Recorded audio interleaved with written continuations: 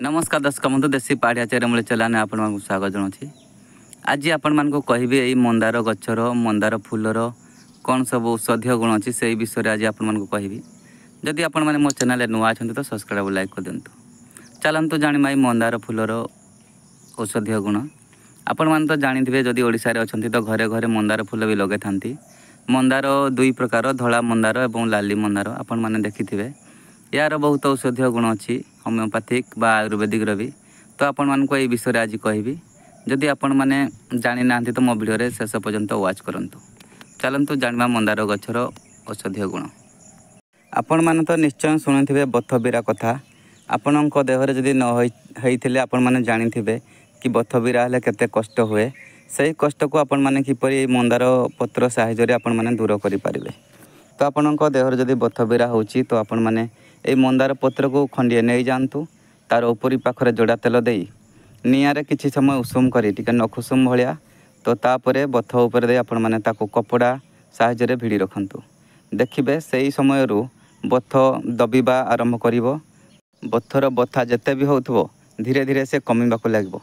आपण माने चाहिले एही मेडिसिन को आपण को घरोई मेडिसिन हिसाब रे ट्रायल करि पारिबे। आपण माने जानिथिबे स्त्री लोक माने मासिकिया ऋतुस्राव होंती। तो जदि ऋतुस्राव आपणकर बहुत दिन धरी होउची तो आपण माने किपरि बंद करि पारिबे ए गच्छ साहाय्य आपण माने एही गच्छर चेर को खोली आनंतु एवं ताको चिकन करी बाटी नहीं ता सहित राशि तेल किछि मिसै नियंतु। तापर सकाळ सकाळ को पान करंतु। देखिबे आपणकर जदि बहुत दिन धरी ऋतुस्राव होउची तो आपणकर धीरे धीरे से कमिबाको लागिवो एवं ठीक है जिवो। बंधु माने जदि आपणकर चुटी उपड़ुची आपण माने कौन करेंगे ये गच्छ साहाय्य केमती चुटी को दृढ़ करेंगे और मजबूत करेंगे और चुटी उठे पारे भी। तो आपण माने यही गच्छ को देखि नियंतु मंदार फूल।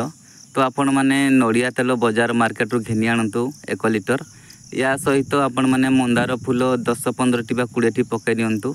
ताकू ताई साहाय्य निआरे चुली रे बसई दियंतु।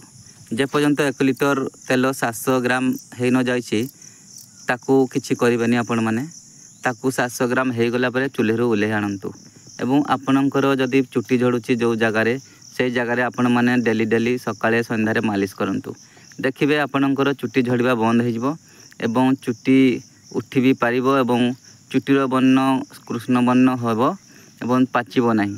आपण माने एही तेल को ट्रायल करि पारिबे जदि आपणकर चुटी उपड़ुची आउ चुटीर जेकोसी समस्या धीरे धीरे ठीक होगा लगे। जदि आपण परिस्रा कला टाइम रे आपण जलापोड़ा होची तो आपण माने एही मंदार गच्छ साहाय्य किपरि ताको ठीक करि पारिबे।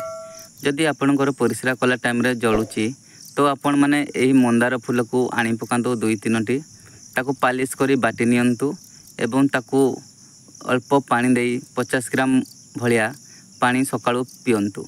देखिबे आपणकर परिस्रा जलुची जदि जलापोड़ा बंद हो जिवो। जौनांगर जिते भी रोग थाउ ना कहीं सब रोग क्लीयर हो। आपण मैंने यही मेडिसिन को भी ट्रायल करें। बंधु मैंने आउ गोटे कथा भल भाव में मन रखु जेकोसी बढ़ला झील बा बयस हो जाए से ऋतुस्राव तार हो ना आपण मैंने किपरि यही मंदार गच्छ साहाय्य तार ऋतुस्राव करें पारे। केवे भी थरे भी जदि है ना तो आपण मैंने किपरि ताकू करें पारे। तो आपण मैंने यही गच्छर 5टी फूल नहीं जातु ताको पालिश करी बाटी सकाळे ताको पियाई दियंतु। यही भलिया सकाळे संध्यारे 3-4 दिन पी सारा परे देखिबे तार ऋतुस्राव हबो एवं आपण माने जो जिनस चाहि नथिबे से जिनस होई जिवो। आपण माने याको भी ट्रायल करि पारिबे निरंतर किछि भाबिबार नाही। जदि आपनको मो वीडियो पसंद लागिता हेले सब्सक्राइब और लाइक कर देबे। आज पई एतिके नमस्कार। पुणी देखाबा आ नुआ वीडियो रे। जय श्री कृष्ण।